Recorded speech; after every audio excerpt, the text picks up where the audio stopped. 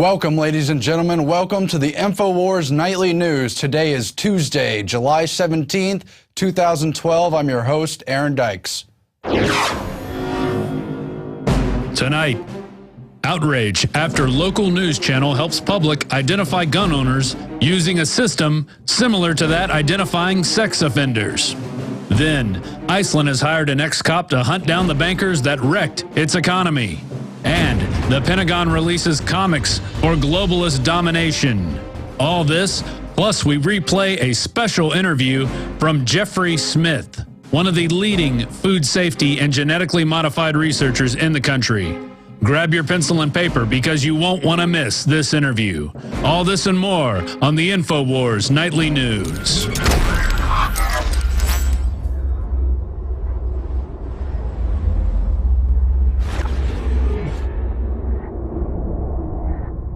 Tonight in the news, outrage after a local news station helps the public identify gun owners. It's as if they're sexual offenders, and there's a registry showing where their homes are located, what streets they live on, as WRAL in Raleigh, North Carolina has a whole database honing in on the fact that rural people own more guns than city people, and that the concealed permit carriers are located basically on the fringes of these different areas, as if it's some problem.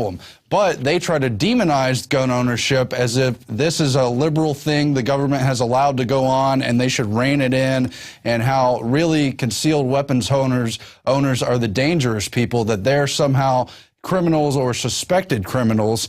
And so you've got concerned resident David Knight. He's actually one of our reporter contest entries. He was towards the top. He almost won the contest. He sent us an email warning that although street numbers are not shown yet, they point out that most of the carry permits are in rural areas.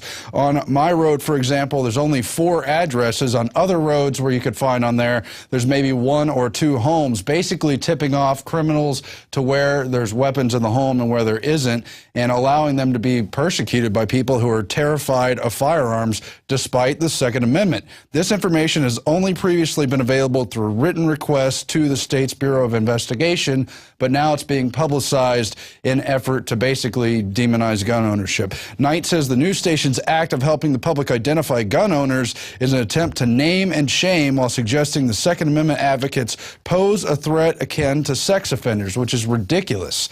However, this article out of North Carolina cites the New York Times, which has totally demonized concealed carry, made a case study of North Carolina to try to convince the public that those who hold weapons are the criminals, when, of course, real criminals don't register their guns, they don't buy them on the market, they don't go through background checks.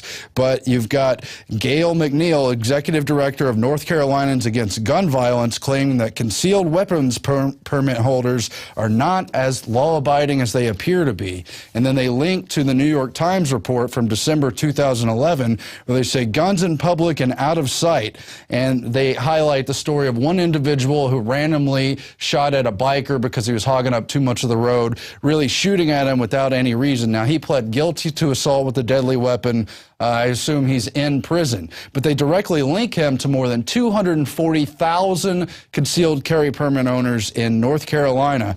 And they say, while it's a small percentage of them, many of them are criminals. And it goes on to cite 2,400 permit holders, 1% of that number, as having been convicted of felonies or misdemeanors. But then they go on to explain that of 2,400, really only 200 were convicted of felonies, and 10 people were murderers among 240,000 concealed permit carriers. I wonder what the number is among the general public.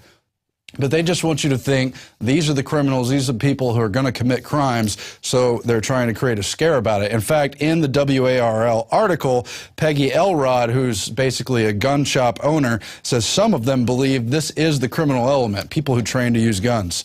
So you've got the whole permit process, which turns the right to bear arms into a so-called privilege. Then they try to demonize the privilege, say they've been too loose with the rules, and basically saying they need to rein in people who are even allowed to have concealed carry permits. When you can always open carry, you can always bear arms, but they, of course, don't want it to appear that way. That's okay. The UN gun grab is coming. Turning to Iceland, this is a positive story, actually, because in all the other parts of the Western world, they refuse to even suggest that bankers are part of the problem of this worldwide depression that's looming. All the derivatives they traded to put all these countries in debt, in dire straits, to make the banks ready to collapse, and to try to get the public to pay for the whole collapse of the whole thing. Well, that didn't happen in Iceland. They said no to the banker debt, and now they have a white-collar crime investigator, a former local police lieutenant named Olafur Hauksson, who's going to be tracking down individuals who helped sink the country into the credit crunch. He's already brought a bunch of convictions, and he's going for more, including the former chief of staff of the country's finance minister, who was accused of insider trading charges. And they are not only tracking down the suspects, but help bringing the actual charges in the case to the court to make sure that things follow through in a reasonable manner. So Iceland really should be the model of how to keep your sovereignty in the midst of the financial crisis, how to not commit suicide by tying yourself to the bankers and drowning in a big lake. But instead, the media covers up Iceland and wants you to literally bow down to Goldman Sachs as they take over every other European country and get ready to do it here in the U.S. Just a very interesting story to keep our eye on. Now, Alex has a video just tearing apart Obama's latest speech where he says, if you produce something, you better thank the state for it, because the state basically helped you live, helped the sun come up, helped things happen in the modern world. Big indictment. Here's that video right now. If you've been successful, you didn't get there on your own. I'm always struck by people who think, well, it must be because I was just so smart. There are a lot of smart people out there. It must be because I worked harder than everybody else. Let me tell you something. There are a whole bunch of hard-working people out there. If you were successful, somebody along the line gave you some help. There was a great teacher somewhere in your life. Somebody helped to create this unbelievable American system that we had that allowed you to thrive. Somebody invested in roads and bridges. If you got a business, you didn't build that. Somebody else made that happen. The internet didn't get invented on its own. Government research created the internet, so then all the companies could make money off the internet. Barack Obama is bought and paid for by monopolistic capitalists who are anti-free market and who are extremely cold-blooded in their publicly stated orthodoxy of world corporate government, where they're exempt from all the laws they put on us. But Obama basically plays the part of a communist populist. We heard this from Lenin, Stalin, Mao, his mentor, the Marxist-Leninist Frank Marshall Davis. I mean, Obama brags about it in his book. Anybody who's read hardcore communist writings knows that the things that Obama covers in the speech he gave this weekend, campaign speech, is directly out of the Communist Manifesto and the planks of the Communist Manifesto. And if you read those planks, we're so close to it today. The issue is this is not a movement of the grassroots. Read None Dare Call a Conspiracy. We sell it at Infowars.com, written back in '71. It shows how Arm & Hammer, David Rockefeller, all of them, his dad before him, funded Lenin and Stalin. It's now declassified. Our government helped put Mao into power. Look it up. In '49, he killed over 60 million people. They want thugs, whether they're fascist or communist, that control countries. Okay, Bill Clinton's mentor wrote Tragedy and Hope, 1,400 pages. Head of Georgetown Political Science, breaking it down. This is the real world. But he gives this incredible speech and sells the population that, hey, collectivism is good. It's what makes things great. We know the type of collectivism that does not have the people's consent creates total nightmares. Every once in a while, if a crisis happens or something, you can see forms of collectivism that do create some breakthroughs. But generally, I'd say about 98% of the time, it is pure poison. And even if you have some philosopher king who directs some good things at a point, things degenerate later. And now those big systems of power that have been created and centralized are taken over by monopoly groups and mafia groups, and it creates a hellish situation. Look at every collectivist model. China, Russia, all these other countries that have done it. It produces tens of millions of dead. Now, you can go to Infowars.com or LouRockwell.com and read this Comrade Obama praise the state, ungrateful individual is heathen. And remember now, 51% of the U.S. lives on a government paycheck. And I understand they took your money your whole life, and now you can say it's your money. The point is they've got you under their control. But for Social Security and people out there, they're already devaluing your check with inflation. And wait till QE3 hits that they're just now starting to announce. So here's a clip of Obama, and then I'm going to break down some of the speech and the fact that he's visiting Austin today here on Infowars Nightly News. They know they didn't. If you've been successful, you didn't get there on your own. You didn't get there on your own. I'm always struck by people who think, well, it must be because I was just so smart. There are a lot of smart people out there. It must be because I worked harder than everybody else. Let me tell you. All right, let's pause it right there. And he goes on and on. Remember, they've now got 51% and growing of the population totally dependent on government. I saw this number from LouRockwell.com and looked it up. It's true. Did you know that they've doubled the number of people on welfare in just 3.5 years? Doubled. Because, yes, the banksters in this monopoly economy are putting things into a depression. So a lot of people would be in trouble if they didn't have it. But they create an atmosphere where you've got to go to them for help. And then they can use that giant mob as a political army, just like they're now announcing the, quote, free government health care for the illegals, but citizens have to pay for it. That's now been announced. And, old people won't get the treatment now because it's all rationed. The death panels, it's all being announced. But understand this, even if you believe in collectivism, they don't have the consent. This is an offshore banking cartel with people like Warren Buffett, the biggest single recipient of the banker bailout in 2008 through 2010. Look it up. It's New York Times, Wall Street Journal. He's quite proud of it. He's always saying, I'm rich, I don't pay enough taxes, raise taxes on me. Because he knows they helped write the laws where he's exempt. People won't look at the fine print. He's basically exempt, just like Mitt Romney is, just like General Electric and Google are. Most of these companies pay zero tax. He used your tax money with the General Motors bailout to move it to Brazil, Eastern Europe, and China. 22 bill, Cadillac, and Volt. Look it up. You cannot make this up. So he's here telling you he's going to save you with big government with all these desperate people. But they're going to give you the opposite. It's a corporate blowout, a corporate takeover, a hostile takeover with communist rhetoric to try to appease people that are in bad shape, saying capitalism's the problem. You see Newsweek, Time, all of them say capitalism failed. It wasn't capitalism to have powerful elites come in and get rid of Glass-Steagall and allow themselves to create over 1,000 trillion in derivatives and then have their agents in government sign us onto their debts and then tell us that it's our debt. You understand? This is the domestication happening right now, continuing. I mean, this is amazing communist speech, folks. Tell you something. There are a whole bunch of hard-working people out there. Yeah, don't worry. Just like all these other countries that go into communism and socialism, soon you're not going to have a job. I see these comments sometimes on these YouTube videos going, yeah, in socialist countries, there's 100% employment and everything's milk and honey. No, that's not how it works. It's so foolish, folks. They don't know about the rationing, the 1.5 years for a brain surgery that, you need to get in 2 months or you're dead. They have no idea about the incredible unemployment. They have no idea about the hellishness. They have no idea because they're taught in government public schools that it's going to be milk and honey. So see, everybody's hard work. It's not the globalists' fault for destroying our currency and shipping our jobs overseas that hardworking people can't get ahead. No. It's anybody that's got a better job or more money than you do.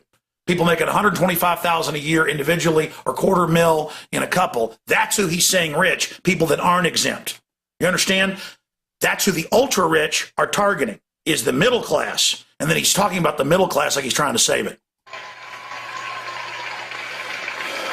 If you were successful, somebody along the line gave you some help.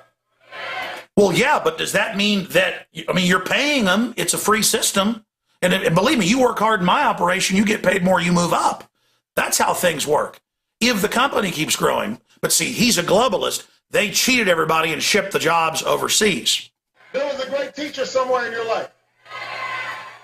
Somebody helped to create this unbelievable American system that we had that allowed you to thrive. That allowed you to thrive. By the way, and this is the most important point, every place like New York, Chicago that they control is a hellhole for the general public and super hard to make it unless you're part of a special, class like Wall Street. And believe me, that's a special clique to get into, the highest levels of that. We've interviewed all the top people. So again, here they are creating this system where the mega banks get free money and we don't, but nobody knows about that real form of discrimination. Here are the banksters declaring they've conquered the world, and Obama is talking about how you didn't get there. He says, if you've got a business, you didn't build that. That's a quote. Somebody else made that happen. That's a quote. If you've got a business, you didn't build that. Somebody else made that happen. Continuing, again, the state is not God. It creates nightmares 98% of the time. And if for brief times it doesn't, then later that same system becomes corrupt. And it is so amazing to see this happen. Nobody wants to live in the cities that these guys control. They're absolute hellholes when the big city mafia model gets in control. And everybody's running from those states and those cities. And the globalists, again, hate this country. They want to collapse it so they can control it.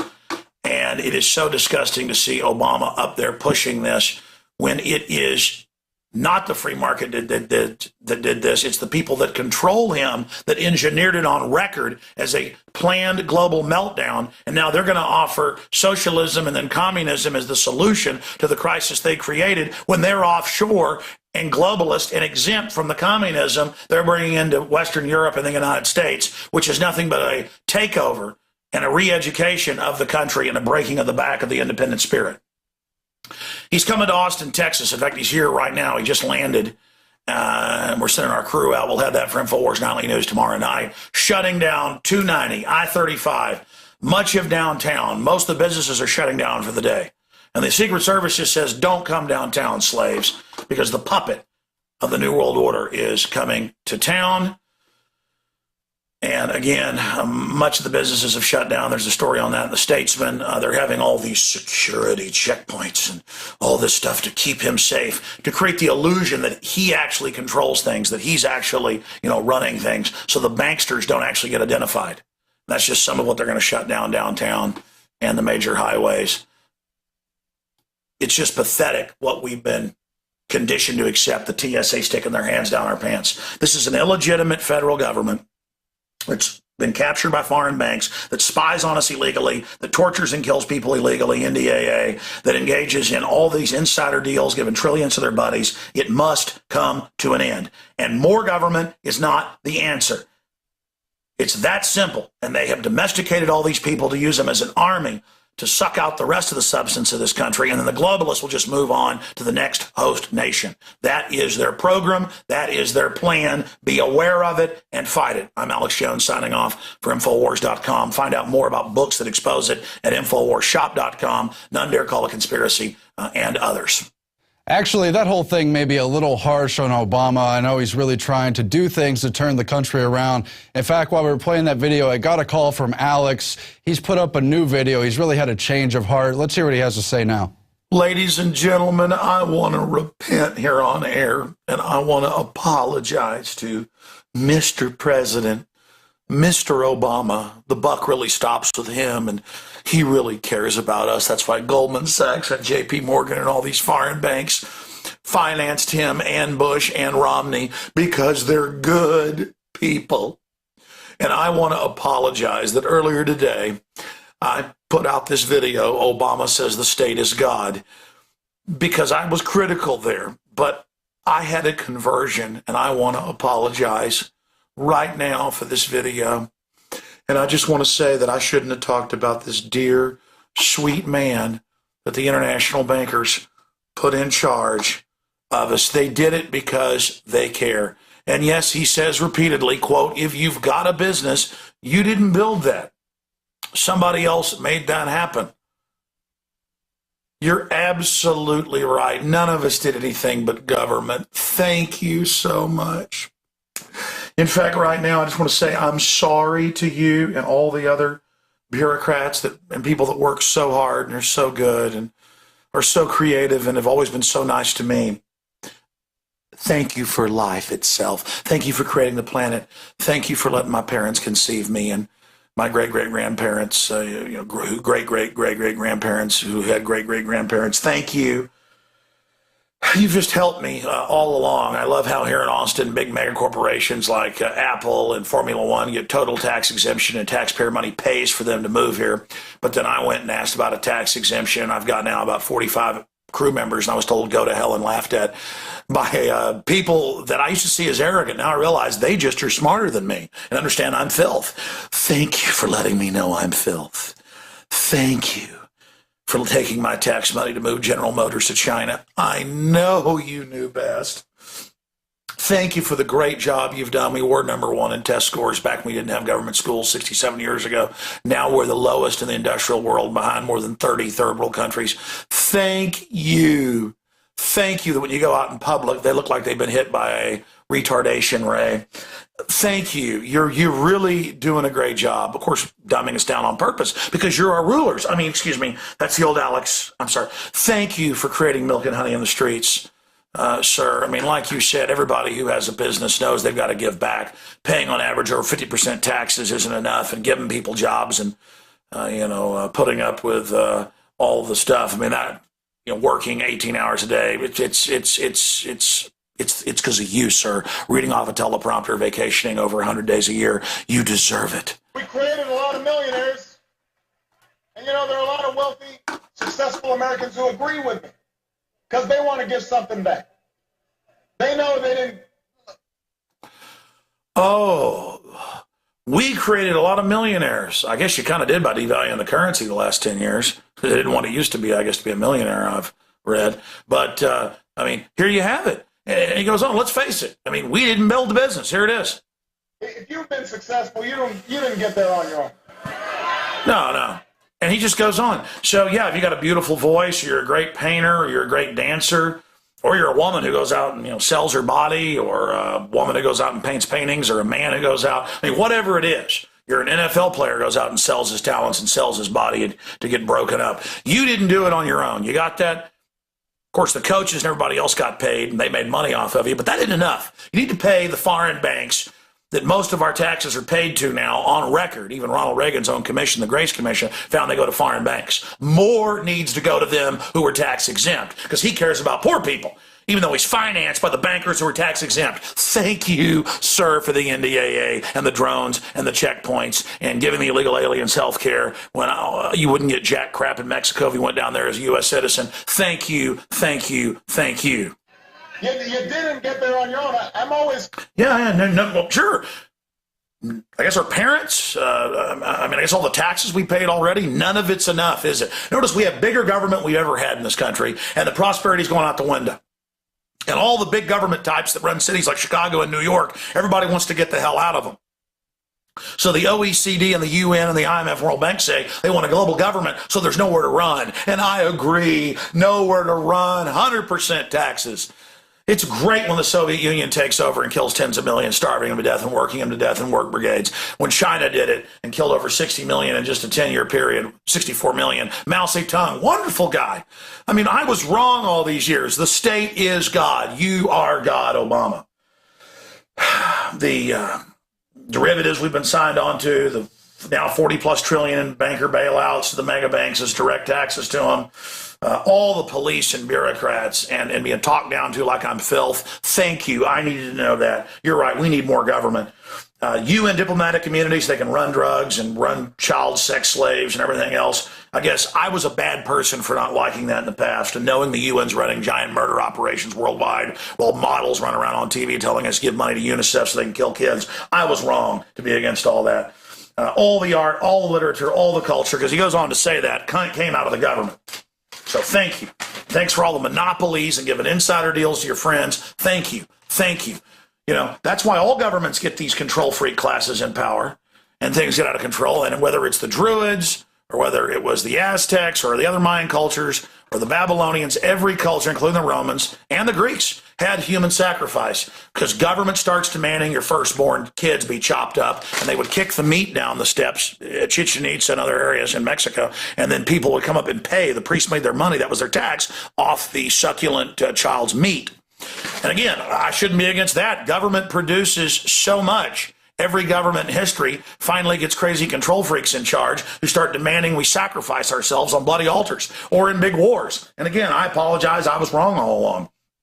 You're right. Thanks for all the dependency and the general public that can hardly talk now in the giant sprawling inner cities crumbling and rotting and everything falling apart. The people run to the few states that aren't like that, like Texas and other areas, but the bureaucrats all run here like a horde of magic-loving locusts to eat our flesh down to our bones politically, sending out swarms of bureaucrats to eat out our substance. Oh, but that's the Declaration of Independence. Thank you, Obama, for teaching me that America was really bad. Thank you for teaching me that it was scum. But calling total communist world government run by offshore fascists who are exempt. Oh, yeah, fascism's above the communism and then is exempt from it. Carol Quigley wrote that at Georgetown, but all you political idiots who were taught in public schools comment on this YouTube video or at Infowars Nightly News and say that I don't understand that communism or fascism are two different things. No, they're not, you idiots. Anyways, you're just taught that in the false paradigm. Oh, I'm sorry. I apologize. Fascism and communism are good now. I agree with Obama. Again, secret arrests, all of it being lied to, warrantless wiretapping, everything diametrically opposed to what this country was founded on. Oh, it's so American to have FEMA demonizing the founding fathers. So thanks for all that is good. Thank you for being God. Thank you for teaching me that the state is God. I apologize to you. I worship you, Barack Obama. Like they said during the election in 2008, they said you might be Jesus in the news. And I guess you are. And they said they would arrest people if they criticize you. So I just worship you and thank you for the breath in my lungs. Thank you for the grass growing. Thank you for the birds tweeting. Thank you for the sun. Thank you for the ocean. Thank you for all the beautiful government buildings and the great service and just all of it. And thank you for what you do to humanity, taking any future destiny away and taking any rugged individualism away. Thank you for what you've turned America into and the rest of the world. We can just look at it and thank you for how beautiful it is. So thank you, thank you, thank you, thank you. And I apologize to all of you. You're right. You're right. This is a beautiful system you've created, and that is all I have to say. Thank you so much for everything you do. And I just think all governments are God, like the churches teach, Romans 13. We should worship, do whatever government says. The founders were wrong to stand up against it. Do what government says. Take all the Prozac, take all the vaccines, the modern forms of sacrifice. Ignore all the facts that they're putting cancer viruses in it because the governing class likes to kill people, and that's their enjoyment, and they're in charge, so they obviously know best. And again, I apologize and worship you, Barack Obama. Oh, thank you so much for all you do. Alex Jones signing off for Infowars.com, an evil website that doesn't worship government and tyrants and thugs and checkpoints. And I believe in freedom and family and the Second Amendment, and I'm evil, and I apologize. I apologize. It's so horrible. I apologize. Back to Infowars Nightly News. Now, Sheriff Joe Arpaio has, of course, been closely following what Obama has to say as well, and he agrees with the whole idea that the state's always there to help you. I mean, obviously, if you have a birth certificate from Hawaii, that means someone helped you get it. Of course, that's all sarcastic. So is Alex's video. But actually, Arpaio has revealed that he thinks it's a national security threat, the issues surrounding Obama's birth certificate, and basically punting the ball because he doesn't know who to turn to, because the people who are supposed to be accountable to these kinds of major questions of legitimacy of presidents, over whether or not the government can continue, over whether or not you can get forged documents, well, those people all answer directly to Obama, Eric Holder and the rest of them. So who does Arpaio even turn to with the fact that he thinks the birth certificate was fraudulent, forged? There's all these different things with the document. But then he finds that even foreigners are able to get birth certificates in Hawaii, according to his investigation. We'll have detailed coverage of that, I'm sure, coming up later in the week once we've had time to analyze the video. But we've seen the rush reports on World Net Daily and other websites about Arpaio's investigation. You know the mainstream media won't be covering that. Meanwhile, the Pentagon has released a Comics for Global Domination. It's part of this larger propaganda effort, and never mind the actual money spent, there's a great deal of mental capital that goes into convincing young people to join the military, that it's a cool adventure, that we're doing good around the world, kicking ass and taking names in the hope of preserving so-called democracy around the world. Really a big lie, but here's some of that propaganda, obviously aimed at children.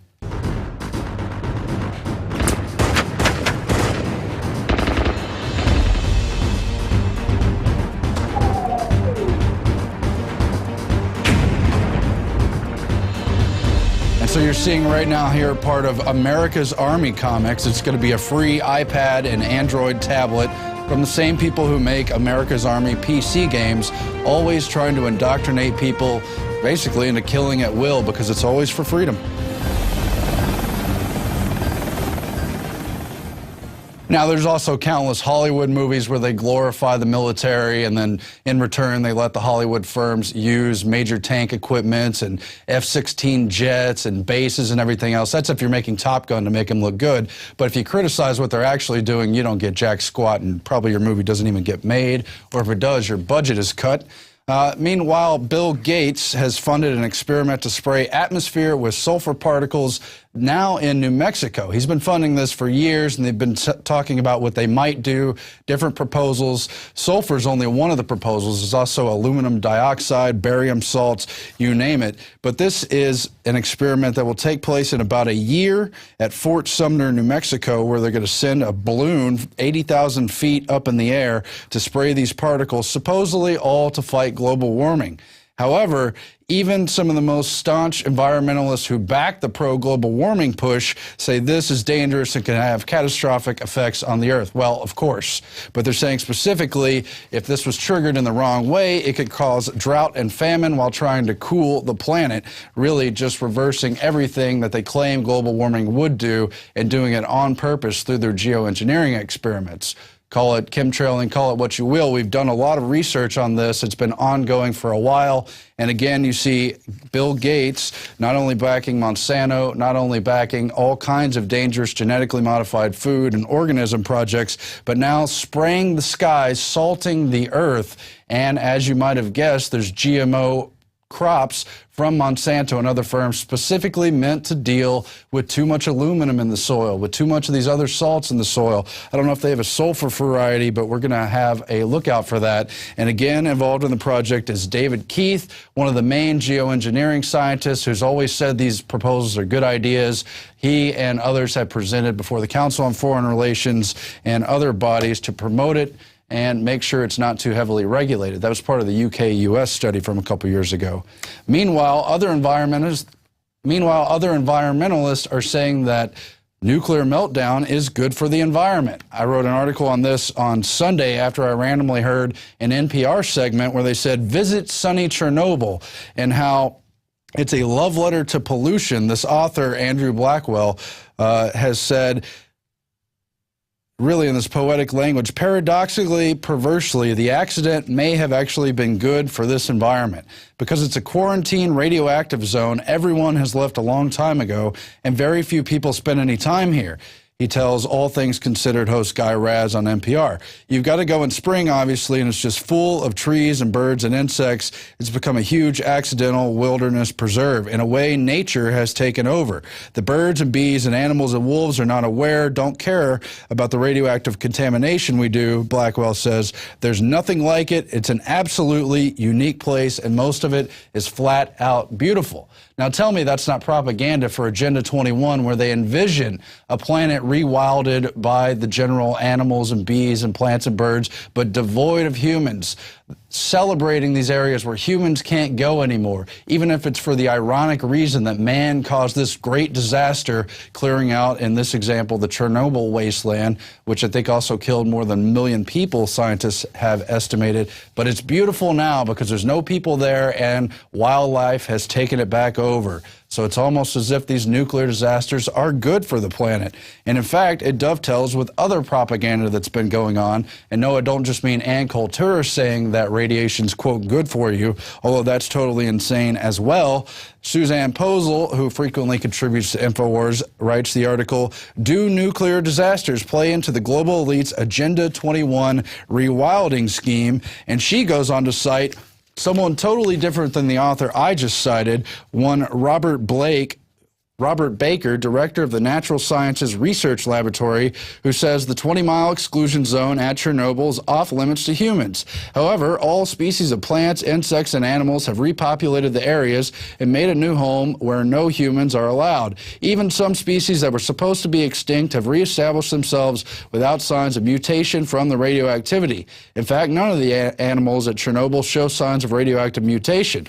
The world's biggest ecological disaster has been declared a growing natural habitat where deer grazed in lush pastures, wolves openly stalked their prey, and life was thriving despite the Geiger counter readings showing the dangerous levels of radioactivity present. Baker remarked, the countryside is beautiful. So there's that talking point again, that the atomic cleared zones, the radioactive fallout zones, while humans can't go there, are beautiful for the planet, beautiful for life. Really just bizarre stuff, as more than half of the U.S. nuclear plants are admittedly crumbling.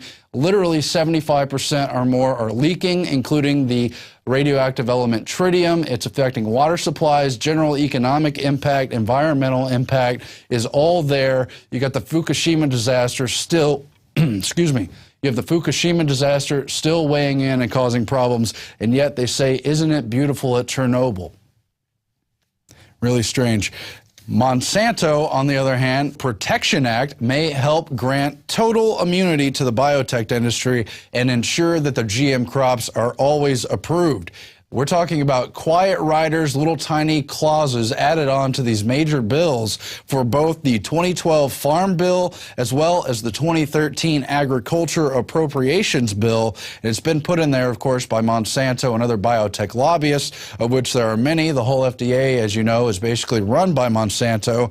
And inside these riders, inside these giant bills, are requirements that the USDA give temporary approval even when GM crops have been questioned and put into the safety box for greater evaluation, which of course is only necessary for the protection of humans.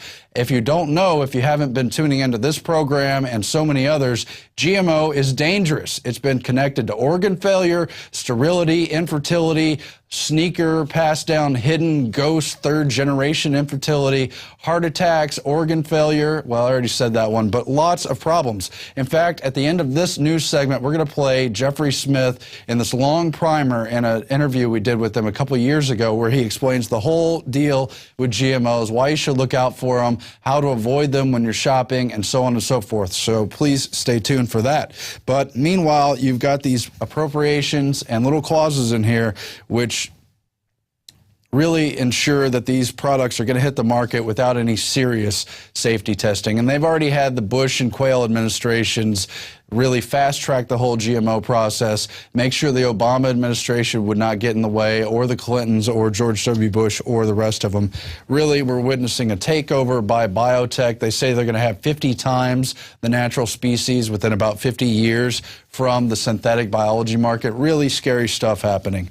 But in the here and now, we have to also be worried about World War III. We have Iran just announcing that its plans to close the Strait of Hormuz have been finalized. You remember at the end of last year and earlier in this year, they were warning that they could block the Strait of Hormuz and that they would if attacked by the West. Now they're saying that plan is finalized. Don't attack us over the nuclear issue or anything else, or else we're going to block the Strait of Hormuz, which would definitely send things into a World War III zone.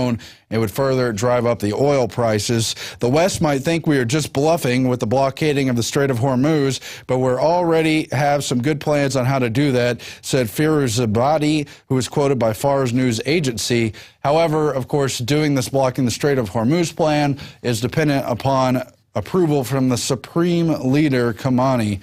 Not that he's good. None of these people are good in these foreign countries, but we don't need to start World War III, yet they are purposely provocateuring it. There's no greater evidence of that than the latest false massacre that's been claimed over Syria. Kurt Nimmo has the article, Prelude to Destruction in Syria, another fake massacre. That's the massacre at Tremseh, Syria. It was reported with standard sensational fanfare over the weekend by establishment media, yet it is just another war propaganda fabrication. Like the babies in incubators, like everything, like every war of the 20th century that the West was involved in. It's been billed as Syria's bloodiest massacre by Newsweek, Bloomberg, you name it, Hillary Clinton, all these people. But in reality, it turns out all the people supposedly massacred were really just rebel forces. They were 90% plus all male. They were all of fighting age except a couple people. They haven't been able to produce any real victims' names that would be part of a, quote, massacre. I believe there was one 6-year-old child who was killed.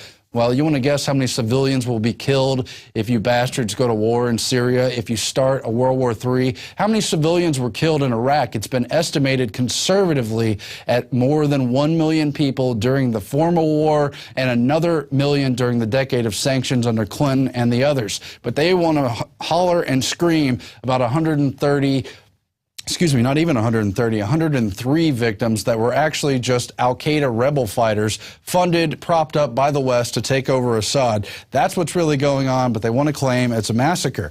And even the New York Times admits that it was a battle, not a massacre. Details of a battle challenge reports of a Syrian massacre. That's in the New York Times. It's right here. And it goes on to explain how the whole deal with the city of Hama and the deal with Tremsa was all just really an uneven clash between the heavily armed Syrian military and the local fighters bearing light weapons that they got from the West. And they've got the Syrian National Council and the other CIA factions prepared to take over Syria once they topple Assad, or once they get a big civil war going, or any of the other contingency plans they have in the works. But that is why Tony Cartalucci, among others, has written that Hillary Clinton must resign, because she's been propping up this latest event in Tremsa as a massacre when it was really a battle from a faction they've covertly propped up. Let's just get honest about what's going on here. Her irresponsible warmongering challenges America's credibility, he argues, and obviously that's true, but of course Hillary's just taking orders from those who steer the real master plan. She's just a hatchet man. She's an executioner. She doesn't make decisions, although she happily would make basically the same decisions, because she loves to see people, well, let's just say some celebrate the war and bloodshed that goes on around the world. I, for one, don't. I hope we can somehow avoid this. Meanwhile, there's another bombshell with Syria. A defected Syrian ambassador admits to his role in killing U.S. troops. He claims he was killing on behalf of al-Qaeda and on behalf of Assad in Iraq. Well, while it may be true that al-Qaeda was killing U.S. soldiers in Iraq, there's very little evidence to believe it was being directed from Assad. Instead, Tony Cartalucci outlines how the West has been propping up al-Qaeda for all these years, and how all that killing was basically done under the Hegelian dialectic to stir things up and ensure a big body count, and how this hero of the West for defecting is really part of the problem, and they're just propping up Assad's so-called casualty claims and his wrongdoings, while always avoiding what the West has done. I hope they don't go to war. We turn now to the Daily Quote. Stay tuned. After the break, we have the big Jeffrey Smith interview. You want to tune in. You want to share it with friends and family, especially those who really haven't gotten around to studying the effects of genetically modified organisms. This is a great primer, a great introductory lesson. We turn now to that quote. By the end of this decade, we will live under the first one-world government that has ever existed in the society of nations, a government with absolute authority to decide the basic issues of survival. One world government is inevitable. That's from Pope John Paul II, and it's definitely true. You see it with the environmental issues. You see it with the demonization of guns. They want a collectivist society, not an individual society. So being an individual in the future is basically going to be outlawed and demonized. You always have to do things for that greater good. Anyway, thanks for watching, people. Please subscribe to PrisonPlanet.tv. You help fund this program. You help us get the word out. And please also check out Planet Infowars, where you can turn the website, that's a social network website, into your weapon against the New World Order. You can make it your info war to fight your way, hone in on the issues you think are most important, and help organize people either in your local area or across the globe who are interested in it, network on the issue, and begin to take action. That's all for my part for tonight. Thanks for watching, and stay tuned.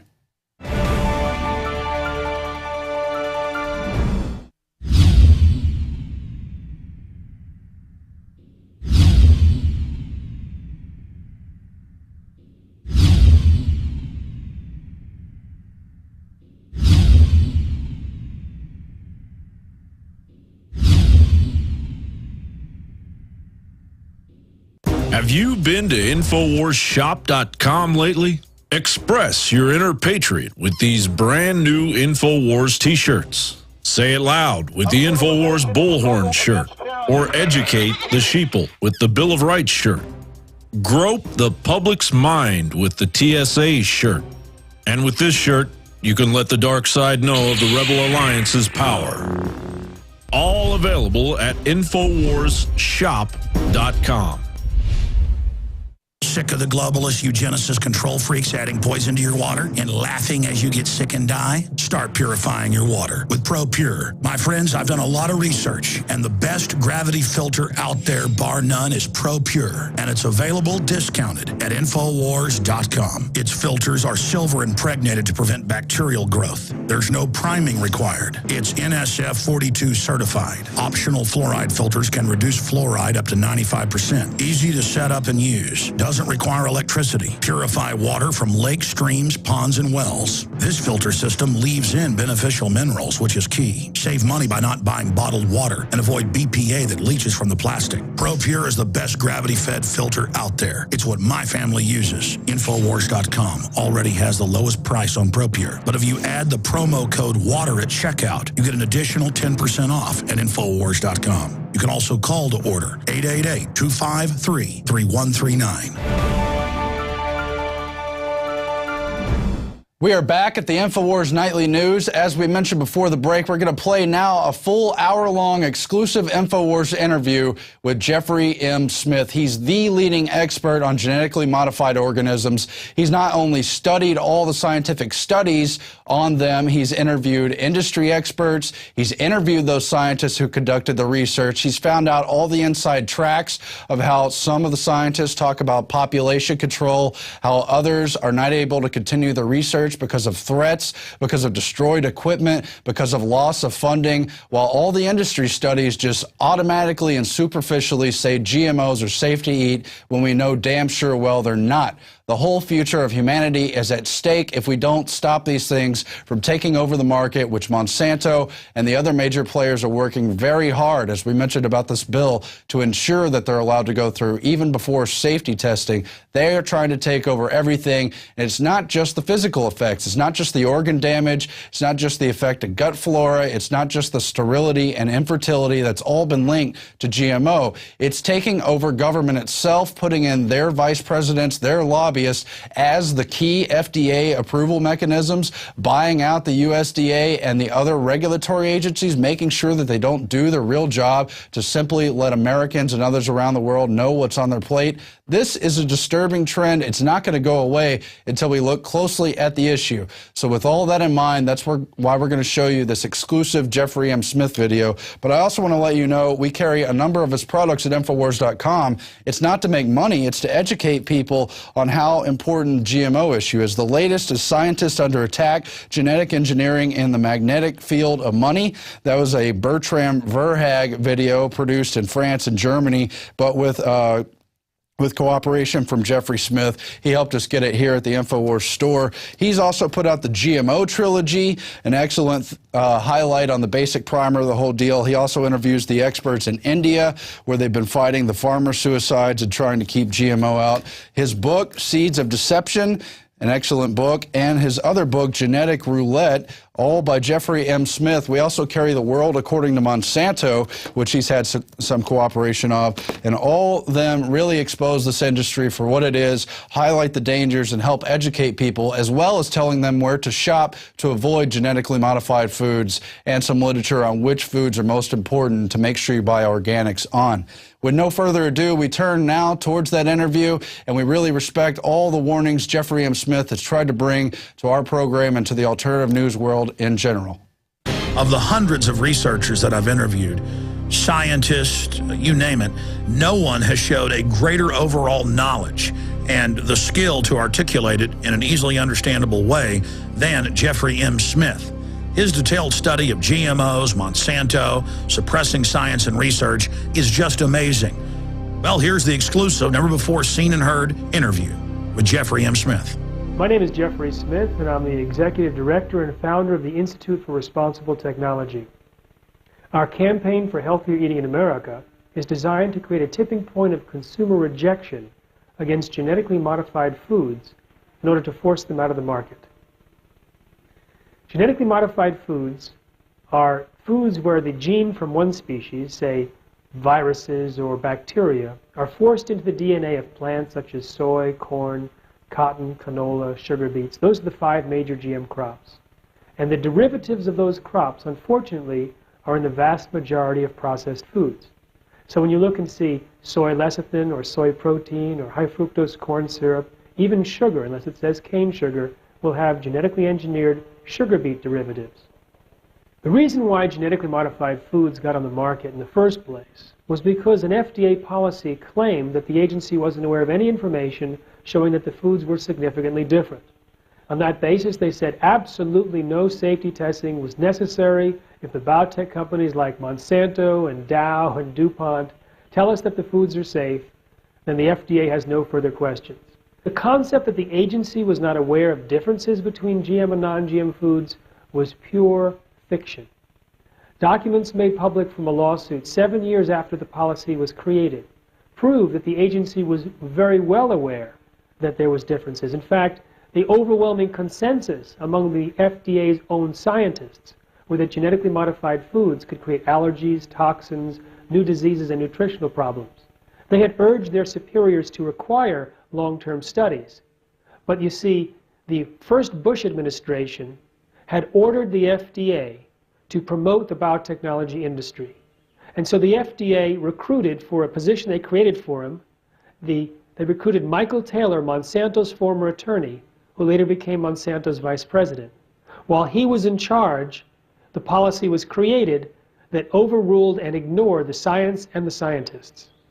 Now, Michael Taylor, who I believe may be responsible for more food-related illnesses and deaths than anyone in human history for fast-tracking GMOs onto our food supply, he is now the U.S. food safety czar under the Obama administration.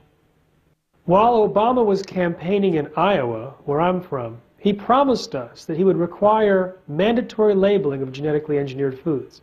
We've been asking for this for years. In fact, 9 out of 10 Americans want genetically modified foods to be labeled.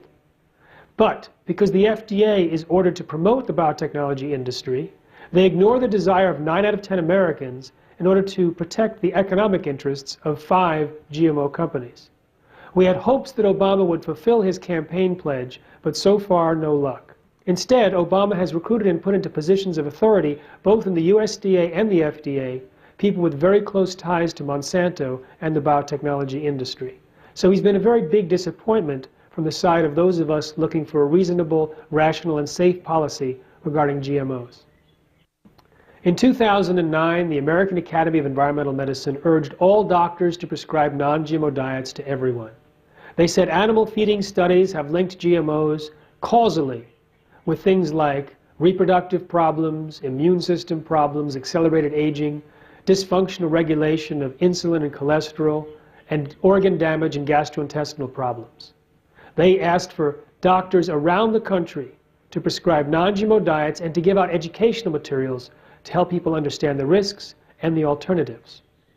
There are 2 main reasons why people genetically modify foods. They either drink poison or produce poison. The poison drinkers are called herbicide tolerant. Most popular variety is Roundup Ready. Let me explain.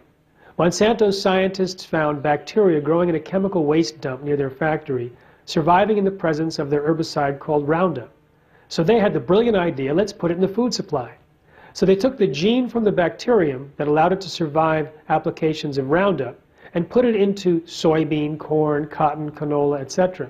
So now you can spray the field with Roundup and it kills all of the other plant biodiversity in the field, but not the Roundup Ready soy and Roundup Ready corn. The other variety of genetically modified crops produces a poison. They take a gene from a soil bacterium that produces a natural insecticide and put it into the DNA of the plant. So every single cell of every single plant in millions of acres has its own little spray bottle that can kill an insect by destroying its digestive system. Because of the herbicide-tolerant crops, particularly the Roundup Ready crops, there's so much more Roundup being used in the United States. We're just drenching our fields with it. In fact, in the first 13 years since GMOs were introduced, it's estimated that 383 million pounds more of herbicide were sprayed in the United States because of the GMOs. The pesticide-producing crops are called Bt, for the soil bacterium Bacillus thuringiensis. Now, there is about a 68 million pound decrease of the use of insecticides on these fields over the first 13 years, but the actual amount of insecticide that's produced within every plant, when you add that all up, it's actually more than the insecticide that it displaces. So the overall impact is greater insecticide use as well. What these changes mean is that the plant might produce more allergens, more toxins, more anti-nutrients, more carcinogens, or even less of these. We don't know. It's a genetic roulette. In fact, the process of approval of these GM crops do not evaluate these type of changes. In Monsanto's own studies, which they conveniently left out of their published paper, which we were covered later, they found that in cooked GM soy there was as much as 7 times more of a known allergen called trypsin inhibitor, and about a doubling of an anti-nutrient called soy lectin, which blocks the absorption of certain nutrients. In genetically modified corn, a gene which is normally switched off was switched on to produce an allergen, and other proteins were truncated or changed in shape, which can change a harmless protein into a potentially deadly one. In fact, when they looked at that corn variety, they found 43 different proteins that had significantly changed their levels of expression because of the genetic insertion. So these could be caught wreaking havoc with our health or the environment, but no one has evaluated them. One of the most consistent features of the animal feeding studies is immune responses. Immune responses are the body's reaction to something that it considers foreign and may be harmful. By definition, genetically modified crops have something foreign, which may be harmful. Now, the immune system problem has been seen consistently in rats, in mice, and any time they test for GMOs. What we're seeing in the human population since GMOs were introduced is an increase in autoimmune disease, inflammation, and allergies. And these are the kind of things that we would predict if the animal feeding studies were to carry out into human experience. I want to explain 2 different categories of things that can go wrong. One is for the BT crops. The biotech industry feels confident in putting an insecticide, a toxin called BT, into our corn and cotton plants. And their excuse is that we have a history of safe use using BT in agriculture. It's a soil bacterium. When it's gathered up, the spores in the bacterium, it can be sprayed on plants to kill insects. Then it biodegrades or washes off. But what the biotech engineers do is they take the gene that produces that toxin out of the bacterium and put it into the crop.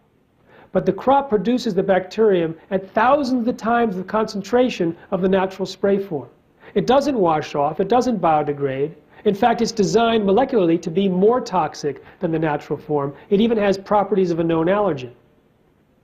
The natural form by itself, however, is not that safe. In fact, peer-reviewed published studies show that when the natural BT toxin is fed to mice, it causes tissue damage and an immune response as powerful as if they've been fed cholera toxin. According to peer-reviewed published studies, when BT toxin was sprayed by plane for gypsy moth infestation in the Pacific Northwest, about 500 people complained of allergic or flu-like symptoms. Some had to go to the hospital. Now, thousands of farm workers in India who are picking the cotton engineered to produce that same BT in higher concentrations are complaining of the same allergic and flu-like symptoms, and some have to go to the hospital. When they allow animals to graze on the cotton plants after harvest, thousands of sheep, buffalo, and goats have died. I visited one village where they had allowed their buffalo to graze without harm for years on natural cotton plants after harvest. They allowed 13 buffalo to graze on BT cotton plants for one day, January 3rd, 2008. Within 3 days, all 13 buffalo were dead. They also lost 26 goats and sheep. I asked the villagers, how many of you personally have had itching from working in the BT cotton fields? Most of them raised their hands. In the state of Haryana, India, they feed cottonseed cake to buffalo. Most buffalo actually refuse to eat the cottonseed cake, but those that eat it, most have reproductive problems, including sterility, premature deliveries, abortions, and many of the calves died and adults died. We've also seen about 24 farmers in the Midwest claim that their cows or pigs became sterile from certain varieties of BT corn. A farmer in Germany says that 12 of his cows died when fed exclusively a variety of BT corn. And in the Philippines, when people were living next to a particular BT corn variety, during the time of pollination, the people in the village experienced skin, respiratory, and intestinal reactions and fever. When the same seeds were planted in 4 more villages, the same symptoms returned. They also reported deaths among water buffaloes, chickens, and horses, and unexplained human deaths. When the Italian government conducted a study and fed Monsanto's Bt corn to mice, the mice had massive immune responses. When the Austrian government fed corn that was both Bt and Roundup ready, the animals had less babies and smaller babies. Now these are the problems that may be resulting from the Bt toxin itself, or they may be resulting from the massive collateral damage that results from the process of insertion. We don't know because no one is looking. In the case of Roundup Ready soy, we see a lot of serious problems. Soon after the GM soy was introduced to the UK, soy allergies skyrocketed by 50%. We know that there are many reasons why GM soy might be associated with higher levels of allergies. In fact, a skin prick test shows that some people can react to the GM soy but not to a wild variety of soy. And they also found a new protein that had allergenic properties that was in the GM soy but not the wild variety. When they fed GM soy to mice, there was a reduction in digestive enzymes by as much as 77%. When you impair digestion, it might increase the ability for allergens. This was of grave concern to the FDA scientists, who said it would be a serious health hazard to introduce an antibiotic-resistant marker gene. They were concerned that the gene might transfer to pathogenic bacteria and create super diseases. Knowing that soy genes transfer, we know that the antibiotic-resistant genes might also transfer to create super diseases. When they fed genetically modified soy to female rats before they got pregnant, more than half of their babies died within 3 weeks. The babies were also much smaller on average, and in a subsequent study could not reproduce.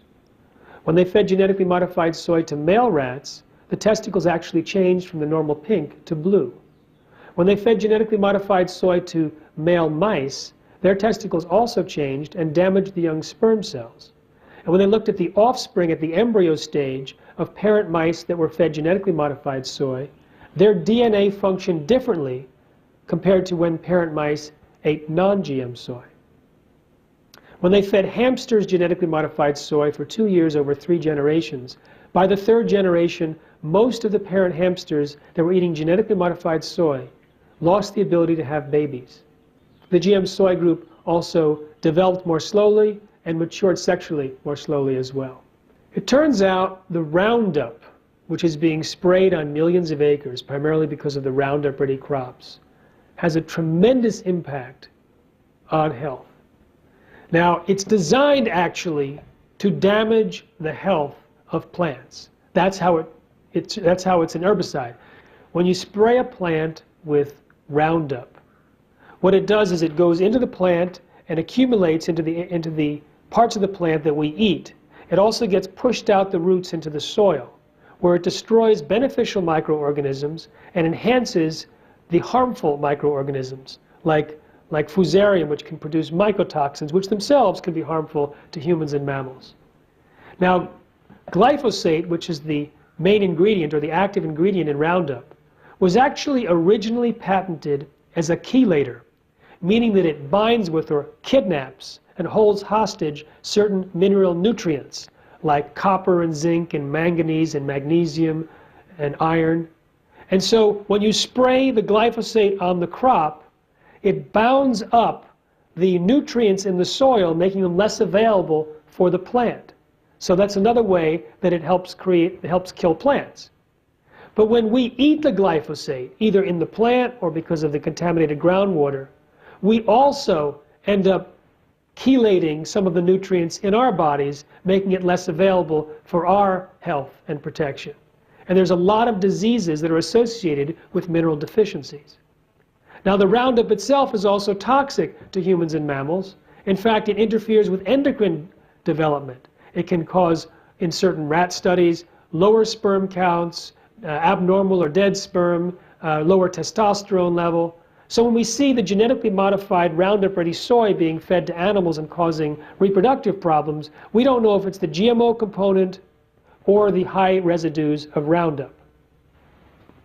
In addition, the glyphosate in Roundup doesn't just dissipate. In fact, 2 courts, one in the United States and one in France, told Monsanto they had to stop saying that their Roundup was biodegradable.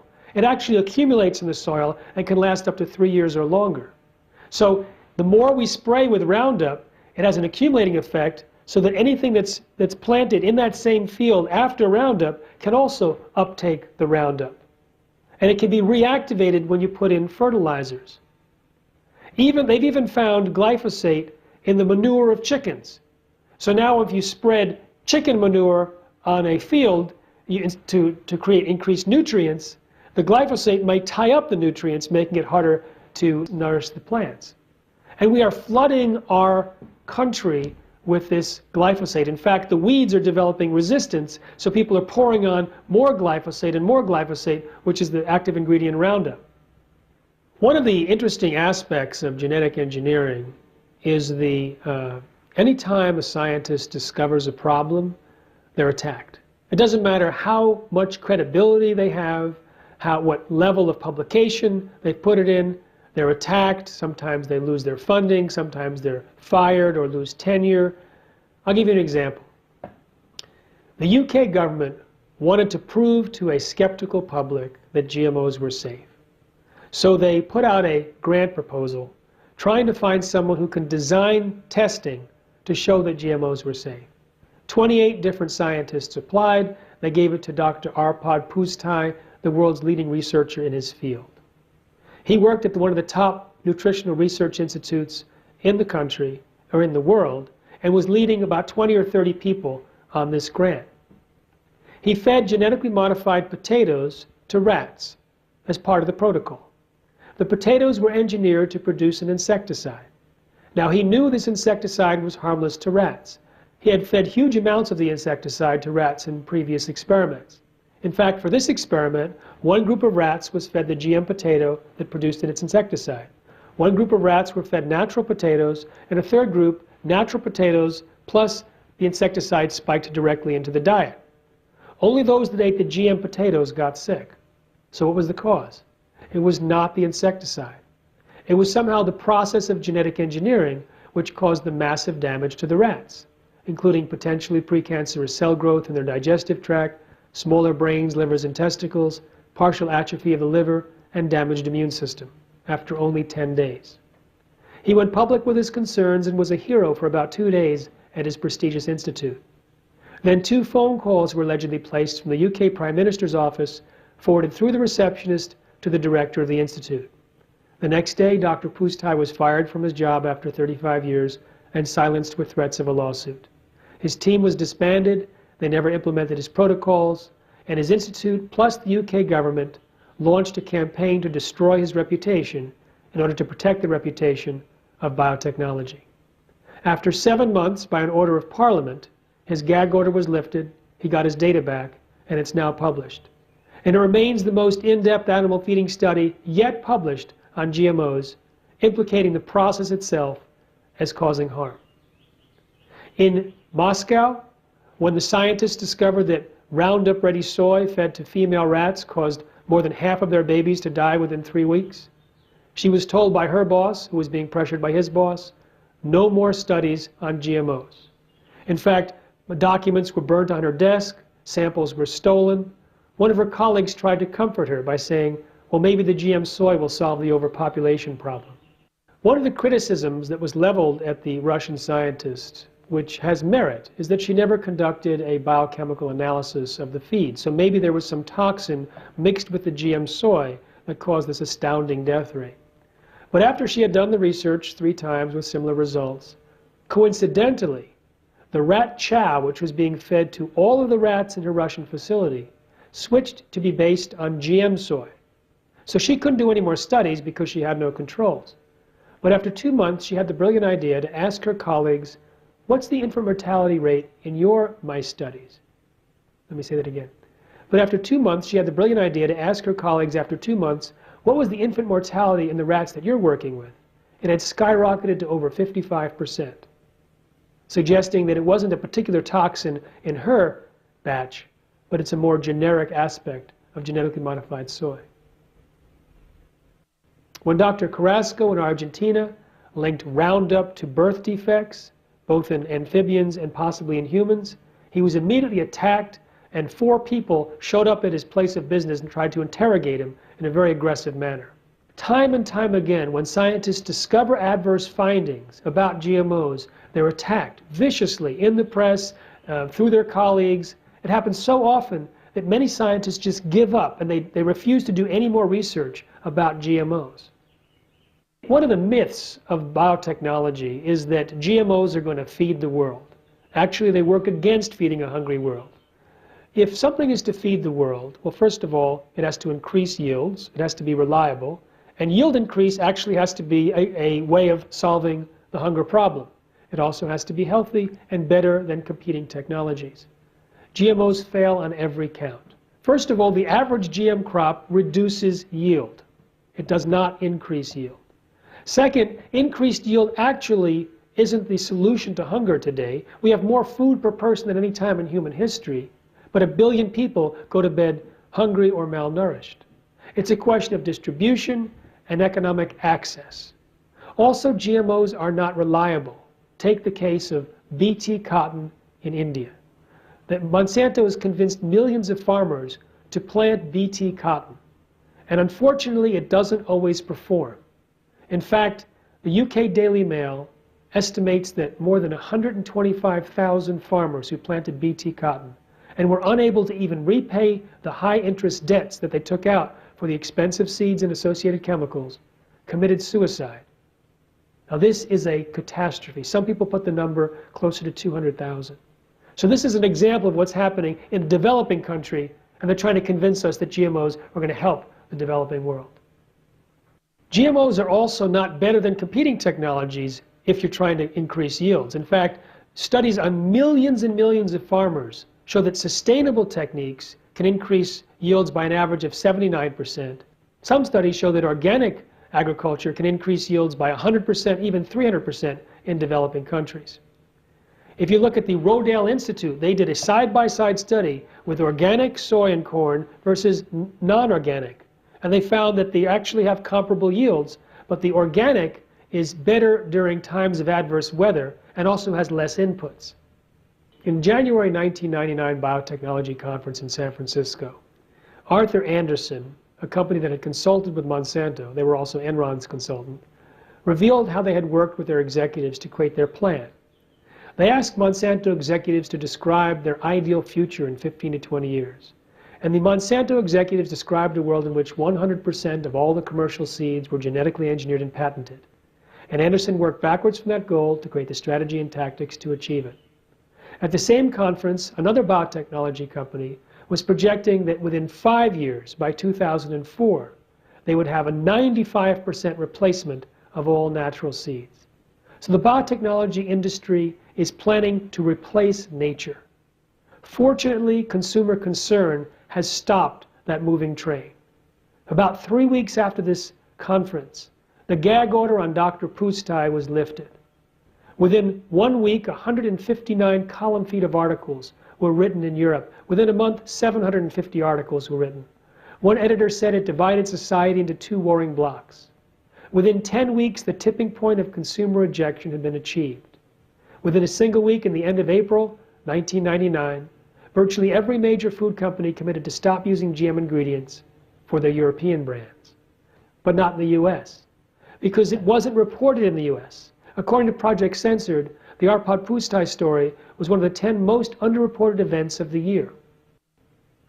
In the United States, if you have asked the average American, have you ever eaten a genetically modified food in your life?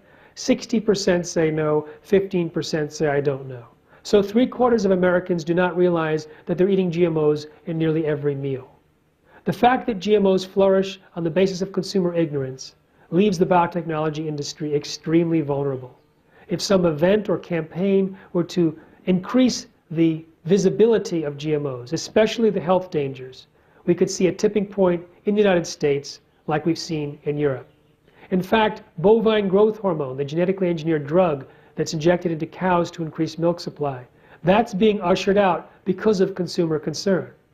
You see, when you inject cows with bovine growth hormone, it changes the milk.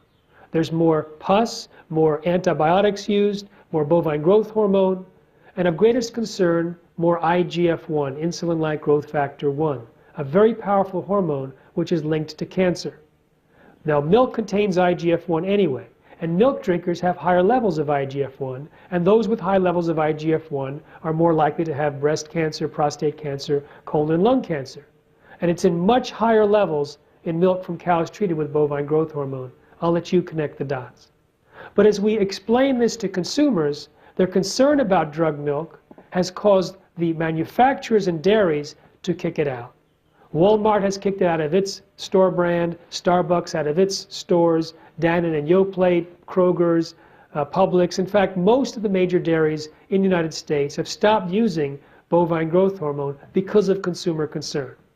So our campaign for healthier eating in America is now designed to create a tipping point against all GMOs in the food supply. In fact, it's already happening.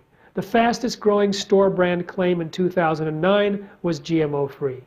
And Supermarket News, a big trade journal for the food industry, predicted that 2010 would see an unprecedented upsurge of consumer awareness and concern about GMOs.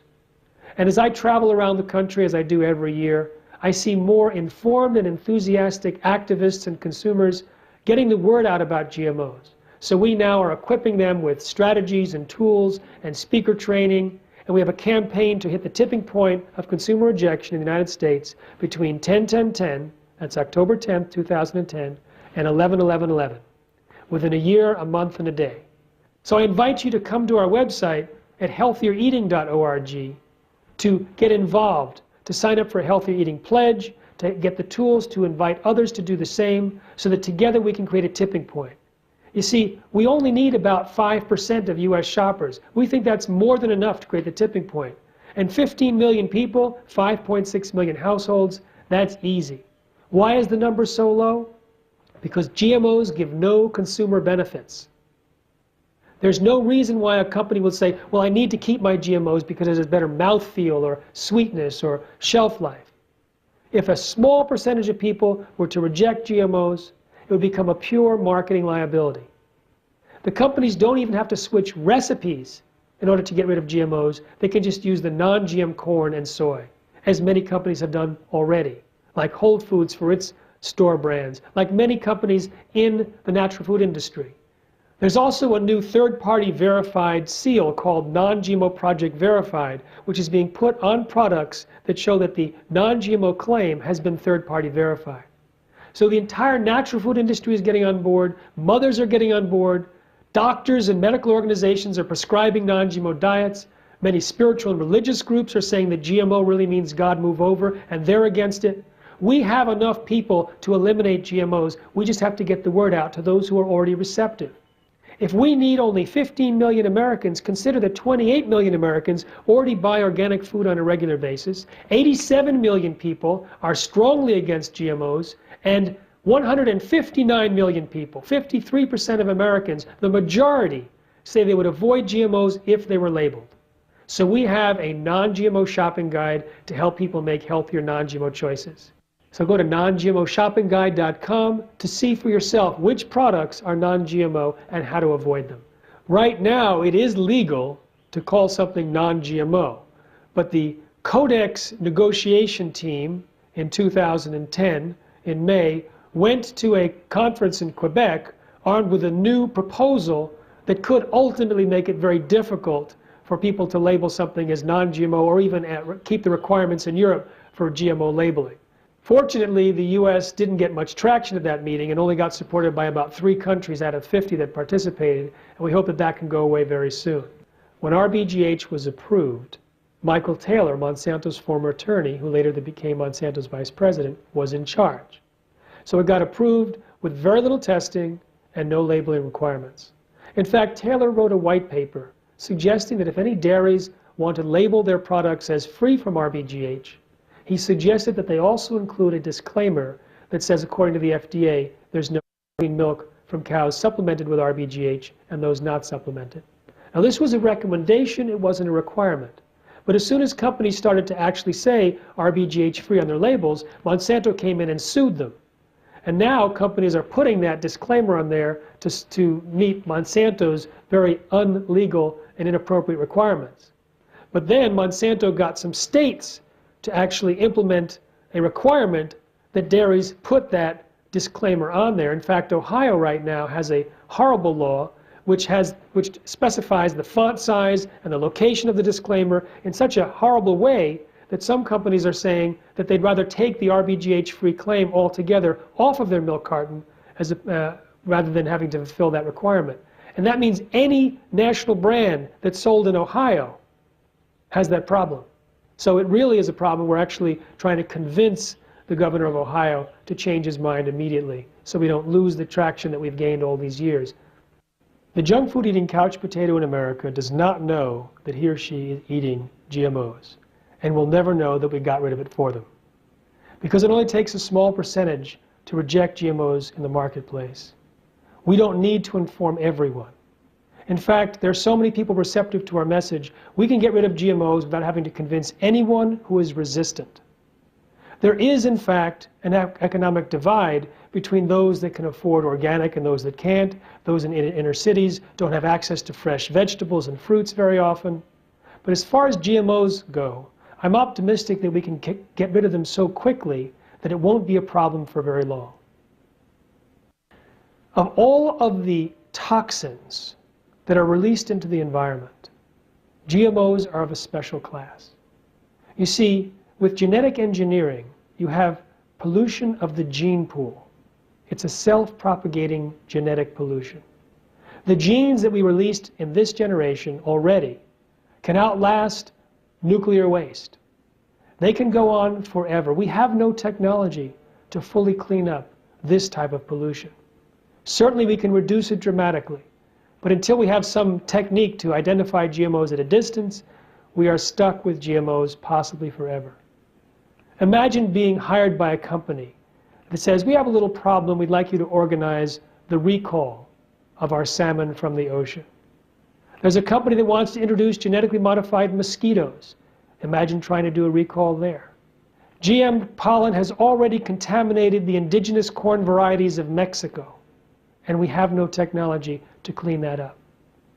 What we've done is irreversible damage, and this is something that is highly irresponsible, unconscionable. And it was done over the objections of scientists, over the objections of science, a collusion between government and industry. If you look back at the records of what actually happened at the FDA in 1991 and 92, the scientists were very clear. They said GMOs could create higher levels of existing toxins, new toxins, they might bioaccumulate toxins from the environment, they might produce allergies or new diseases or nutritional problems. They said the process of genetic engineering is different and leads to different risks. So what did the government say? The government said, we know of no significant differences, we know of no significant risks. Completely lying about what actually was said within the department. The first genetically modified crop to be reviewed by the FDA was the Flavor Saver tomato, engineered for longer shelf life. And that was the only company that actually gave raw feeding study data to the FDA to evaluate. It turns out the rats refused to eat the tomato. Now this is not uncommon. In fact, eyewitness reports from all over North America and around the world show that a variety of animals, when given a choice, avoid eating GMOs. Cows, pigs, squirrels, geese, elk, deer, raccoons, mice, rats, chickens, and buffaloes. So it's my job to get humans up to the level of animals. When they force-fed the rats the tomatoes, 7 of 20 developed stomach lesions, 7 of 40 died within 2 weeks. Now, if you look at the data that was recovered from a lawsuit from within the FDA, they're clear that there were unanswered questions related to safety, and that the tomatoes did not meet their normal standard of reasonable certainty of no harm. But the political appointees did not put up any red flag to block the tomatoes. In fact, they said that the tomatoes passed with such flying colors that no subsequent GM application is going to even require the level of evaluation that the tomatoes had.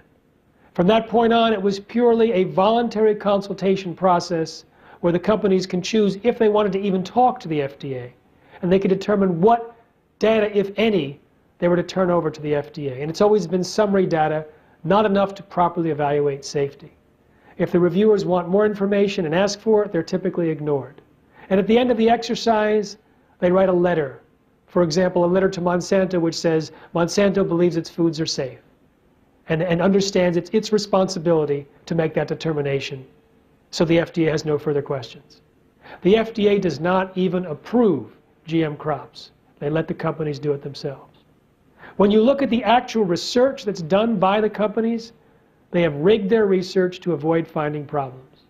Even very serious problems, even deaths of animals, are dismissed as not statistically significant or not biologically significant or not treatment related without scientific justification. I've analyzed with many, many scientists around the world how these biotech companies have bad science down to a science. They use the wrong controls, the wrong detection methods, the wrong statistics, the wrong reporting protocols. It's absolutely horrendous. I'll give you some examples. When Monsanto wanted to pretend that injecting cows with bovine growth hormone did not interfere with the fertility of cows, stolen documents from the FDA made public revealed that they apparently added cows secretly to the study that were pregnant before injection. When researchers wanted to prove that pasteurization destroys bovine growth hormone in milk, they pasteurized the milk 120 times longer than normal. They only destroyed 19% of it. So they added powdered hormone to the milk at huge volumes and then heated it 120 times longer than normal, and only under that rigged condition did they destroy 90% of the hormone. But that's what the FDA reported, that pasteurization destroys 90% of the hormone. That's just an example of what we read over and over again. And sometimes it's very subtle, and sometimes it's very, very blatant lies and misinformation. Because GMOs are not labeled, it's hard to file a lawsuit, because it's hard to trace back who's eating GMOs and who's not. So it's one of the ways that the biotech industry protects itself, by not letting us know what is GMO and what is not. I've talked to some former Monsanto employees and got quite an interesting insight into the company.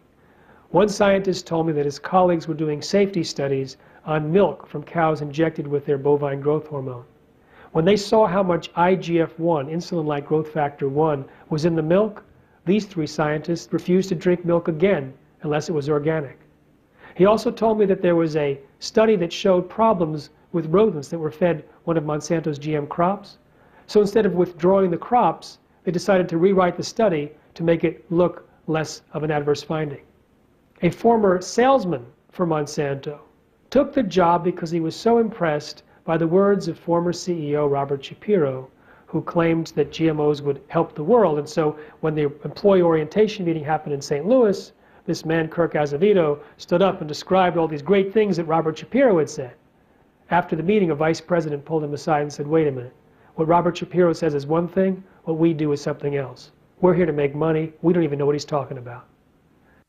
The FDA has proven to be a regulatory agency that has been hijacked by industry, both on the drug side and the food side. Many of the people that approved bovine growth hormone either worked for Monsanto directly or indirectly, and one person actually did research for Monsanto and then took over the department that evaluated her own research. As far as what we need an independent body to evaluate the safety of GMOs. We need generations of evaluating GMOs before they're put onto the market. You see, we're just babes in the woods in our understanding about the DNA. And we're making fundamental changes in an area that we have very little understanding of. We redefine what a gene is, how a DNA functions every few months. And yet the science behind the genetic engineering of food is based on assumptions that have already been proven wrong 30 years ago. So we're in a situation right now where industry has pulled the wool over the eyes of the public and has millions of people that they support within the agricultural industry and with the academic side, and of course within government, that keep pushing the same myths. They give the myth that it's safe, that it's been proven safe, that it's precise technology, that it'll feed the world, that it's needed, and that it's here to stay. All of those things are false. In fact, it's a very dangerous technology fraught with unpredicted side effects. It hasn't been proven safe. In fact, the industry research is rigged to avoid finding problems. And the FDA doesn't require a single piece of research for safety. It's unreliable. It can easily be withdrawn in terms of, well, it can be stopped, but it won't be 100% withdrawn from the genetic pollution. But we can do a good job there too. Henry Miller used to work for the FDA and said to the New York Times that Big Ag has gotten everything they have asked or told the regulatory agencies to do. And that's the way it is.